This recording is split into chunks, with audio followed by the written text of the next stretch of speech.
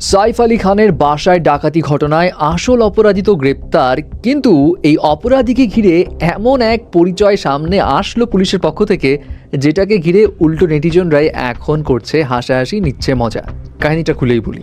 সাইফ আলী খানের সাথে আনএক্সপেক্টেড এই ঘটনা ঘটে যাওয়ার প্রায় ৭০ ঘন্টা পরে পুলিশ আসল অপরাধীকে গ্রেপ্তার করতে সক্ষম হয়েছে বলে দাবি করছে ইন্ডিয়ান গণমাধ্যমে। প্রায় ৩০ জনের টিম এই অভিযুক্তকে ধরার জন্য উঠে পড়ে লেগেছিল।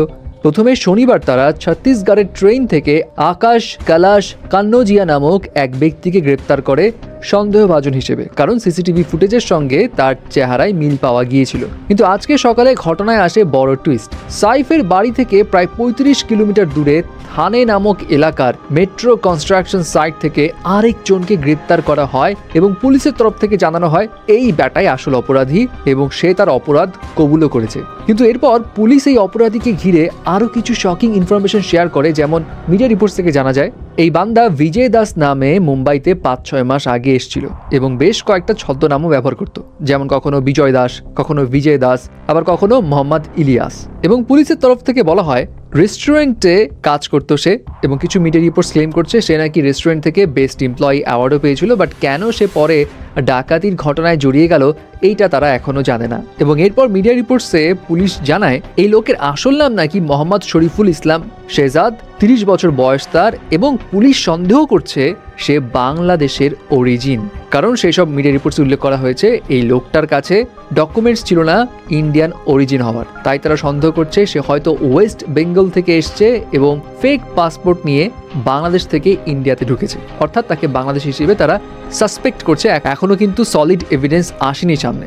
যাই হোক, এই যে বাংলাদেশের কানেকশনটা জুড়ে দিল না, এটা নিয়ে নেটিজনরা মজা নিচ্ছে। কেউ বলছে ভাই কিসের মধ্যে কি পান্তাভাতি কি, মানে ইন্ডিয়ার অবস্থা এখন এমন হয়ে গেছে কোনো জায়গায় কোনো কিছু খুঁজে না পেলেই বাংলাদেশের উপর দোষ চাপিয়ে দাও। আবার কারো কারো মতামত এটা আসলে মিডিয়ার কারসাজি, রসকস মাখিয়ে একটা নিউজ পাবলিশ করবে, অনেক ক্যাচাল হবে, এই জন্যই তারা এমন নিউজ ছড়াচ্ছে। আবার কেউ কেউ মজা করে এটাও বলছে পাকিস্তানের পর এখন বলিউড মুভিতে নিউ ভিলেন আনলকড হবে এবং সেটা বাংলাদেশের। যাই হোক, এখনো কিন্তু এটা সাসপেক্ট অবস্থায় আছে। হ্যাঁ, সে কি আসলে বাংলাদেশি কি বাংলাদেশি না এটা কিন্তু প্রুফ করতে পারেনি। সো দেখা যাক কি হয় সামনে। বাট অনেকের কিন্তু এখনো অনেক রকম প্রশ্ন আছে, যেমন এখানে কি কোনো কিছু লুকানো হচ্ছে কিনা। বিকজ কারিনা কাপুর খান বলেছিল যেই ডাকাত ছিল সে ছিল একটু অ্যাগ্রেসিভ ধাঁচের, কিন্তু গহনা টাচ করেনি, যদিও গহনার সিন্দুক সে খোলাই রেখেছিল। এবং সিসিটিভি ফুটেজে এই অপরাধীকে শুধুমাত্র সিঁড়ি থেকে নামতেই দেখা যায়, মানে যখন পালিয়ে যাচ্ছিল আর কি। বাট কোন জায়গা থেকে উঠেছে, কোথা থেকে উঠলো, এমন কোনো ফুটেজ এখন পর্যন্ত কিন্তু পাবলিশ করা হয়নি।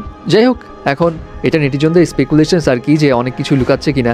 এখন লুকালে সেটা কখনো বের হয় কিনা দেখা যাক। তবে সবাই এই জায়গাতে একমত যে সাইফ আলী খান যেই সিচুয়েশনে পড়েছে সেখান থেকে যাতে সে দ্রুত সুস্থ হয়ে ওঠে।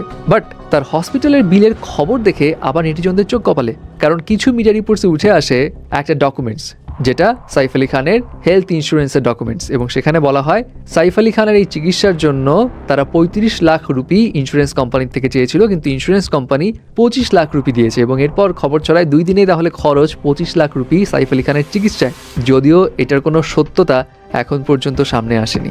যাই হোক, এই যে পুলিশ বলছে সাইফ আলী খানের এই অপরাধী বাংলাদেশের অরিজিন হতে পারে, এটা নিয়ে আপনার কি অপিনিয়ন জানাবেন কিন্তু।